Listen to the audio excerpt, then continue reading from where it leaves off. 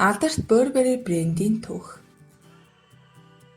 Их Британий классик хэв маягийн үнэт эрдэнэ болсон Алдарт Burberry брендийг мэдэхгүй хүн гэж үгүй билээ.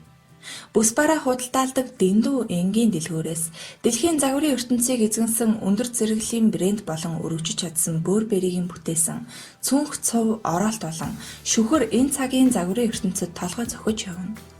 Бор шаргал суурин дээр хар улаан цагаан судал бүхий Шотланд маягийн дөрвөлжин хээ бол Английн тансаг зэрэглэлийн Burberry брендийн амин сүнс нь билээ. Английн алдарт Burberry-гийн түүх 1856 оноос эхтэй. Тухайн үед 21 настай байсан эдэр залуухан Томас Burberry төрлөх Basingstoke хотод бүс бараа худалдаалах өөрийн жижигхэн дэлгүүрээ нээжээ. Түүний бяцхан бизнес өргөжин тэлсээр 1870 он болоход багахан хэмжээний худалдааны төв болж амжив. Burberry-гийн дэлгүүр хотын оршин суугчид болон тамирчдын анхаарлыг татаж байнгын үйлчлүүлэгчтэй болжээ.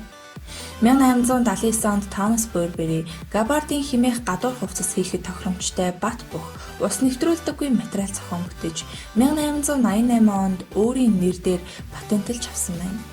Энэ үеэс түүний ирээдүйн алдар нэр амжилтынхаа үндэс тавигдаж бүх зүйл эндээс л эхэлсэн юм. Тухайн үед Burberry-г өнөөдрийнх шиг ийм агуу амжилтууд авирч чадна гэж хэн ч төсөөлөөгүй мэдээж. Өөрийн хийж буй хувцсандаа тохирох аятайхан материал бүтээсэндээ сэтгэл хангалуун явсан Burberry 1891 нийслэл Лондон хотноо нэрийн дэлгүүр нээхэд хангалттай хэмжээний хөрөнгө нэр хүндтэй болсон байв. Ингээд Burberry Лондонд хэнцэр ихэмсэг загваруудаа борлуулж эхэлжээ. 20-р зуун гарахад өөрийн нэрийн логогүй байсан Burberry-гийн фирмийн хийдэг хувцсыг чухам ямар брэнд үйлдвэрлэж буй талаар яригдах болж харин Burberry 1904 онд алдаагаа залруулж морь унсаг хөлөг баатрын дүрстэй латинаар Prorsum гэсэн бичиг бүхий өөрийн гэсэн логотой болжээ. Prorsum гэдэг нь латин хэлнээс хөрвүүлбэл урагшлах давших гэсэн утгатай аж. Үүнээс хойш нэг их удалгүй Burberry Нью-Йорк болон Парис хотод нэрийн дэлгүүрээ нээсэн байна. Chanel-ийн хослол Birkin цүнхний нэгэн адилаар Burberry-гийн тренч цов загварын ертөнцийн нэгэн салшгүй хэсэг мөнөөс мөн. Уг цовны гарал үүсэл цэргүүдтэй салшгүй холбоотой.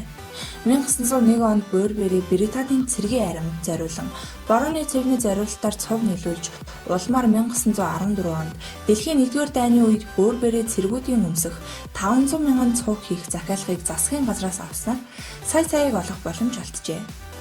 Дайны талбарт цэргүүд нуувчинд байхдаа уг цувыг өмсдөг байснаас үүдэн тренч буюу нуувч цув гэгдэх болжээ. Хожим нь дэлхийн 2-р дайны үед ч Их Британи болон Америк цэргүүдийн үндсэн хувцас нь тренч цув байлаа. Ганц цэргийн салбарт ч төдийгүй үйлчилгээний бүхий салбарт чанараар гайхагдсан габардиныг өргөн ашиглаж байв. Мөн Норвегийн аялагч судлаач Амундсен 1911 оны 10 дугаар сарын 14-нд өмнөд туйлд хөл тавьсан анхны хүн болох үедээ Burberry-гийн уралсан гадуур хувцсыг өмссөн байжээ. Ахмад Амундсен өмнөд туйлд очсны дараахан Ernest Shackleton Antarctic TV-г эргийн дагуу тарьсан анхны хүн болсон юм. Гэтэл Shackleton мөн л Burberry-гийн гадуур хувцсаар өөрийгөө тоногсон байжээ. Тэдний гадуур хувцас өнөөх алдартай габардин материалтай байсан аж. Дайны дараахан дэлгэцнээ гарсан Холливуудын шилдэг кино болох Casablanca-гийн Humphrey Bogart, Ягаан Ирвес киноны Peter Sellers нар тренч цов өмсдгөөс үүдэн олон нийтийн дунд тренч цов ихээхэн тархжээ. 1924 оноос эхлэн Thomas Burberry тренч цувндаа шок хэлбэртэй хээ нэмэв. Ийхүү улаан хар болон цагаан өнгийн дөрвөлжин хээ Burberry-гийн салшгүй нэгэн хэсэг болж хувирчээ. Гэхдээ бүр хожим нь буюу 1967 онд л энэ хээг Burberry загварын ордон албан ёсоор өөрийн нэрээр баталгаажуулж авсан байна. Харин өдгөө Burberry чек хэмээн нэрлэгдсэн уг хээ тус брендийн цов төдийгүй шүхэр оролт болон аяны цүнхэнд өргөн ашиглагдаж байна. 1926 онд Burberry брендийн үүсгэн байгуулагч Thomas Burberry 91 наснда таалал төгссөн юм.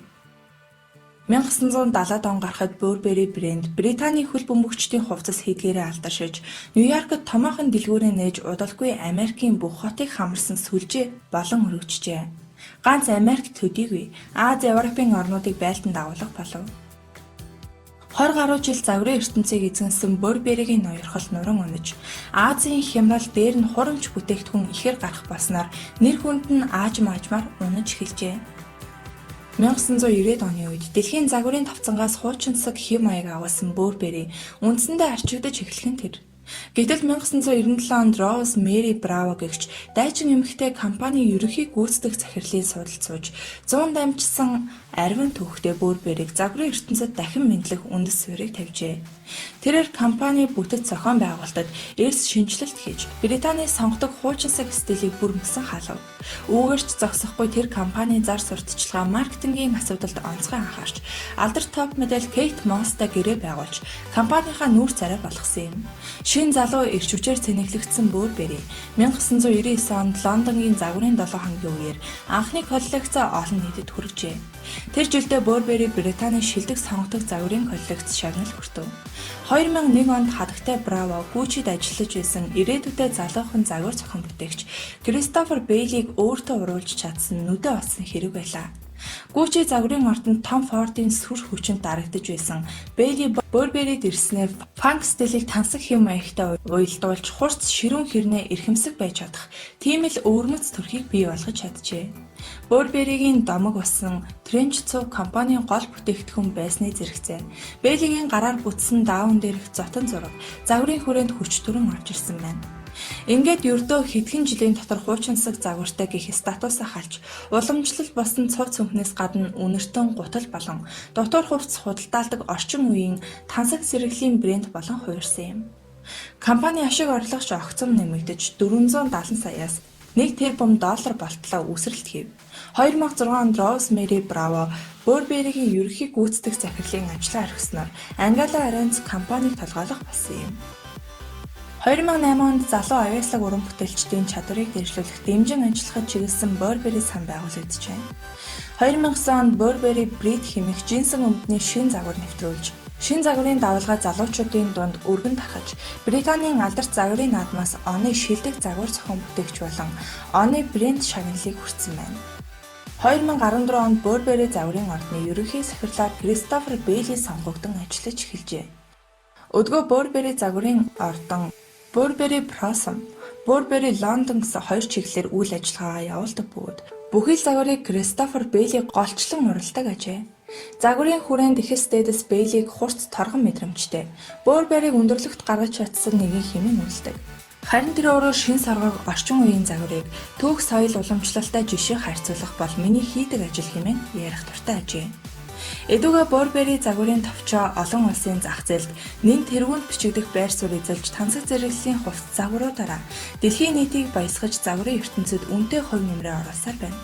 Холливуудын оддын гоёл болсон тус брэнд 2016 онд 160 жилийн ойгоо тэмдэглэн өнгөрөөсөн юм.